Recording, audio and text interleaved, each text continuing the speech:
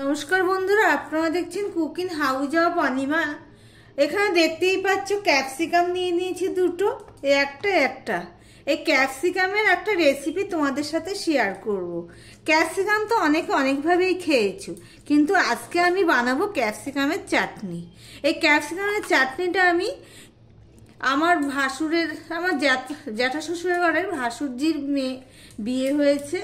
হ্যাঁ, সেই 4-5 দিন ধরে ওখানে খাওয়া দাওয়া হয়েছে। এবার 4-5 দিন ধরে 4-5 রকমের চাটনি করেছে, তার মধ্যে ক্যাপসিকামের চাটনি করেছে। সেটা আমি শিখে নিয়েছি ওই রান্নার লোকটার থেকে, সেটাই তোমাদের সাথে আমি শেয়ার করব। ক্যাপসিকামগুলো আমি এইভাবে কেটে নিচ্ছি, ভালো লেগেছে তাই জন্য তোমাদের সাথে আমি শেয়ার করছি ক্যাপসিকামের চাটনিটা। আরও 4-5 রকমের চাটনি আমি শিখে নিয়েছি, সেটা এক এক করে তোমাদের সামনে শেয়ার করব, এক একদিন করে শেয়ার করব। ক্যাপসিকামগুলো আমি ঠিক এইভাবে কেটে নিচ্ছি, ভিডিওটি স্কিপ করো না প্লিজ। ক্যাপসিকামের দানাগুলো কিন্তু ফেলে দিতে হয়, আর মাঝখানে এই অংশটুকু আমি ফেলে দিয়েছি।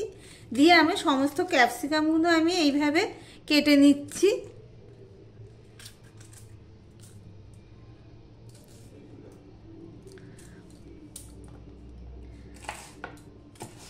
খেতে খুব ভালো লেগেছে, মুখেও স্বাদ পেয়েছি। আর একটা নতুন আনকমন রেসিপি। আমার সম্পূর্ণটা কোটা হয়ে গেছে, আমি একবার তো ধুয়েছি, আরেকবার ধুয়ে নিয়ে এটা আমি একটা গ্রাইন্ডারে দিয়ে একটা পেস্ট রেডি করে নেব। দেখো বন্ধুরা, আমি গ্রাইন্ডারে দিয়ে ক্যাপসিকামটা পেস্ট করে নিয়েছি। একটু জল দিয়েই পেস্ট করেছি, গ্রাইন্ডারে তো এমনি শুকনো অবস্থায় পেস্ট করা যায় না। খুবই ইজি, কিন্তু একটা কি বলবো, একটু আনকমন চাটনি আর কি বলতে পারো, কিন্তু খুবই সহজভাবে বানানো যায়। এবার দেখো কড়াইটা গরম হয়ে গেছে, গরম না করলেও হবে, জল না থাকলেই হবে। এবার আমি ক্যাপসিকাম পেস্টটা দিয়ে দিলাম।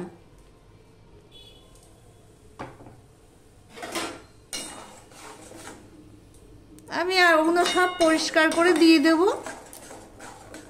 মিক্সি সব পরিষ্কার করে আমি দিয়ে দিয়েছি, আর এখানে দিয়ে দিলাম 1/2 চামচের মতন নুন দিয়ে দিলাম। দিয়ে সমানে এটা আমি নাড়তে থাকবো।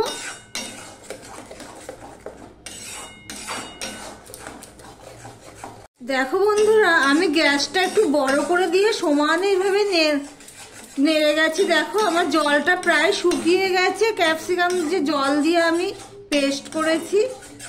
এবার এর মধ্যে আমি চিনি দিয়ে দিচ্ছি। নুন তো আগেই দিয়েছি, এবার আমি দিয়ে দিলাম চিনি। ক্যাপসিকাম যেহেতু একটু ঝাল হয়, সেজন্য এখানে আমি আর একটু চিনি দিয়ে দেব।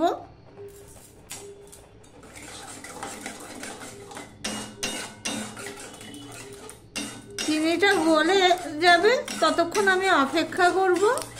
বন্ধুরা, এখানে একটা কড়াই বসিয়ে দিয়েছি, তার মধ্যে আমি একটা মশলা তৈরি করব। তার জন্য দেখো আমি এখানে 5 ফোড়ন দিয়ে দিলাম 1 চামচ, আর 1 চামচ 2 চামচ আমি 5 ফোড়ন দিলাম। মশলাটা আমি একটু বেশি করেই করছি।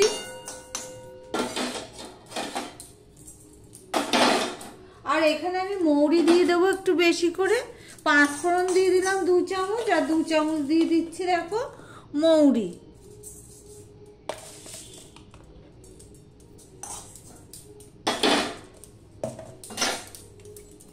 দিয়ে একটা ভাজা মশলা আমি রেডি করে নিচ্ছি। মশলাটা ভাজতে থাকবো যতক্ষণ না মশলা থেকে সুন্দর একটা গন্ধ না বের হয়, ততক্ষণ পর্যন্ত আমি মশলাটা ভাজতে থাকবো। দেখো বন্ধুরা, মশলাটা ভাজা হয়ে গেছে, আমি গ্যাসটা অফ করে দিয়েছি। গরম কড়াইতে আমি আরেকটু এভাবে নেড়ে নেব, নাহলে গরম কড়াইতে রেখে দিলে মশলাটা বেশি কড়া হয়ে যাবে। মশলাটা এমনভাবে ভাজতে হবে যাতে বেশি কড়া না হয়। এবার এটাকে আমি একটা পাউডার রেডি করে নেব, মানে গুঁড়ো করে নেব আর কি। দেখো বন্ধুরা, এটা আমি করে নিয়েছি, গুঁড়ো করে নিয়েছি। এবার আমি একটা বাটিতে এটা রেখে দিচ্ছি এতটা। এবার এই বাটিটার মধ্যে রেখে দিলাম। এখান থেকে আমি ব্যবহার করব চাটনির জন্য। দেখো বন্ধুরা, আমি গ্যাসটা অফ করে দিয়েছি। এবারে যে ভাজা মশলাটা আমি করেছি সেই ভাজা মশলাটা আমি দিয়ে দিচ্ছি অল্প। এবার ভাজা মশলাটা দেওয়ার পরে এটা ভালো করে আমি মিশিয়ে নিলাম।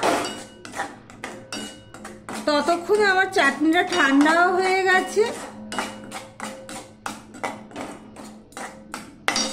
এবারে আমি এখানে লেবুর রস দিয়ে দেব। এই লেবুর রসটা আমি পুরোটা দিয়েছি, কিন্তু সেটা আর ইয়েতে ওঠেনি, ভিডিওতে ওঠেনি, স্কিপ্ট হয়ে গেছে। লেবুর রসটা দিয়ে আমি এটা ভালো করে মিশিয়ে নিলাম। তাহলে রেডি হয়ে গেল আমার ক্যাপসিকামের চাটনি। তাহলে ভিডিওটা আজকের মতন এখানেই শেষ করলাম। আবার সুন্দর সুন্দর রেসিপি নিয়ে তোমাদের সামনে চলে আসবো। সঙ্গে থেকো বন্ধুরা।